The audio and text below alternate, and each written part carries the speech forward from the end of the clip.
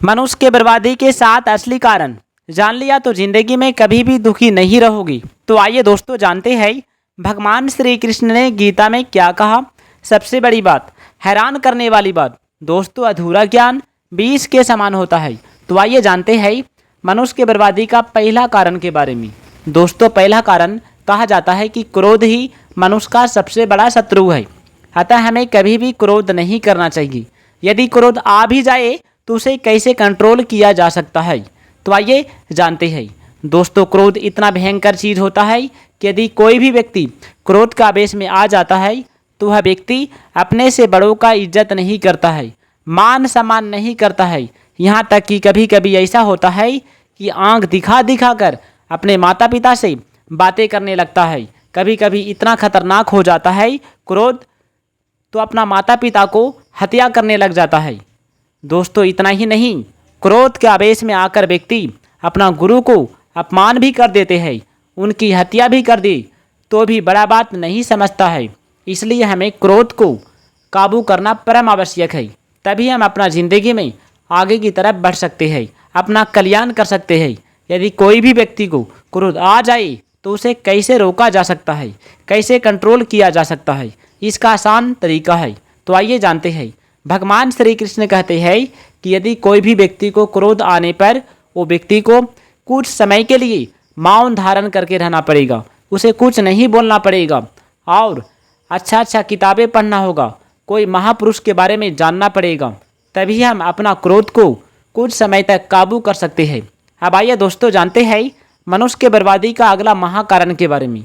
दोस्तों अगला कारण है अहंकार। व्यक्तियों को कभी भी अहंकार नहीं करना चाहिए, क्योंकि जो भी अहंकार किया था उनका सर्वनाश हो गया। जिस प्रकार रामायण में महाराजा रावण ने अपना शक्तियों का अहंकार किया था कि हमसे टक्कर लेने वाला इन तीनों लोगों में कोई नहीं है। उन्होंने घोर पाप किया, माता सीता को हर लाए थे, जिनकी वजह से उनका संपूर्ण राक्षस जाति का विनाश हो गया। जो धर्म के रास्ते पर चला वही सिर्फ बची, जो अधर्म का रास्ता अपनाया वो खत्म हो गई। आइए दोस्तों आप जानते हैं भगवान श्री कृष्ण ने क्या कहा गीता में मनुष्य के बर्बादी का अगला महाकारण के बारे में। दोस्तों अगला कारण है लोभ, क्योंकि लोभ के कारण व्यक्ति अपना आप का संपूर्ण विनाश कर देता है।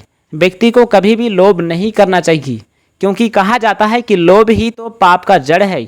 अतः इससे हमें जितना हो सके बचने का प्रयास करते रहना चाहिए। और अगला कारण है दोस्तों, कभी भी पराये स्त्री पर हाथ नहीं लगाना चाहिए, उसे गलत नज़र से कभी नहीं देखना चाहिए। ये सबसे बड़ा पाप बताया गया है। और कोई भी गर्भवती महिला पर हत्या नहीं करना चाहिए, नहीं तो हमारा संपूर्ण विनाश हो जाएगा। अतः इससे हमें बचने का सदा प्रयास करते रहना चाहिए। मनुष्य के बर्बादी का अगला कारण है, सुनकर आप हैरान हो जाओगी। दोस्तों आइए जानते हैं भगवान श्री कृष्ण कहते हैं कि जो भी व्यक्ति अपना जिंदगी में लक्ष्य को हासिल करना चाहता है वो व्यक्ति को आलस्य को त्यागना पड़ेगा। आलस्यानम ही महान शत्रु, मनुष्य का सबसे बड़ा शत्रु आलस्य है। जो भी आलस्य को त्याग कर देता है वह व्यक्ति दुनिया में सर्वशक्तिशाली बन जाता है। दोस्तों सबसे बड़ी शक्ति मन की है, परंतु मन एक चंचल घोड़े की भांति कभी स्थिर नहीं रहता। योग साधना के द्वारा इसे कंट्रोल में किया जा सकता है, बहुत प्रयास करने के बाद। भगवान श्री कृष्ण कहते हैं मनुष्य स्वयं ही अपना बंधु होता है और स्वयं ही मित्र होता है। अगर वह बाहरी चीज़ों को सहायक या बाधक के रूप में देखे तो सहायक के रूप में चीज़ों को देखने पर वे उसी रूप में प्रभावी हो जाते हैं, और इसके विपरीत देखने पर उसी रूप में। जो व्यक्ति स्वयं के द्वारा स्वयं का उद्धार नहीं करता वह अपना शत्रु स्वयं हो जाता है। अर्थात जो व्यक्ति अच्छे कार्यों द्वारा उन्नति करता है वह उद्धारक होता है। इसके विपरीत बुरे कामों को करने वाला अपने साथ साथ समाज का भी विघटन कर देता है। दोस्तों शरीर, इंद्रियां, मन, बुद्धि मनुष्य को असत पदार्थों की ओर भटका सकते हैं। जो इनका आश्रय नहीं लेता वह अपने आप को जीत लेता है और विकार रहित हो जाता है। दूसरों की सहायता के बिना कोई भी किसी पर जीत प्राप्त नहीं कर सकता, और दूसरों की सहायता लेना ही स्वयं को पराजित करना है। अर्थात स्वयं को पहले पराजित करे ही दूसरों पर विजय पाई जा सकती है। जो अपने लिए दूसरों की थोड़ी सी भी आवश्यकता नहीं समझता वही अपने आप पर विजय प्राप्त कर लेता है। आदमी शरीर, इंद्रियां, मन, बुद्धि को अपना समझकर स्वयं को उनका स्वामी मानता है, परंतु वास्तव में वह उनका गुलाम हो जाता है, जो उनके एक इशारे पर सारे काम करता है। जिसके पास सुख साधनों का अभाव हो, उस पर भी वह प्रसन्न रहे तो वह सुखी कहलाता है। लेकिन जो सारे सुख साधनों के बावजूद इस चिंता में घुटता रहे कि वे चले नहीं जाएं, वह दुखी कहलाता है। भीतरी सुख दुख, बाहरी सुख दुख और मान अपमान में शांत और निर्विकार रहने वाला व्यक्ति ईश्वर के निकट होता है। तरह तरह की परिस्थितियां में जो निर्विकार रहता है वह महापुरुष है। जो व्यक्ति न तो सोना पाकर चौंधियाता है, न उसे खोकर चिंतित होता है, जो उसके उत्पन्न और नष्ट होने के स्वभाव को समझता है, वह समदर्शी हो जाता है, ऊंच नीच को समदृष्टि से देखता है। दोस्तों, शरीर को मैं और मेरा मानने से ही रोग का, निंदा का, अपमान का, मरने आदि का भय पैदा हो जाता है। परंतु जब मनुष्य शरीर के साथ मैं और मेरेपन की मान्यता को छोड़ देता है, तब उसमें किसी भी प्रकार का भय नहीं रहता। इतना सोएं कि उठने पर निद्रा या आलस्य ना सताए। व्यक्ति को जो सुख प्राप्त है, उससे अधिक सुख दिखने पर वह उसके लोभ में आकर विचलित हो जाता है।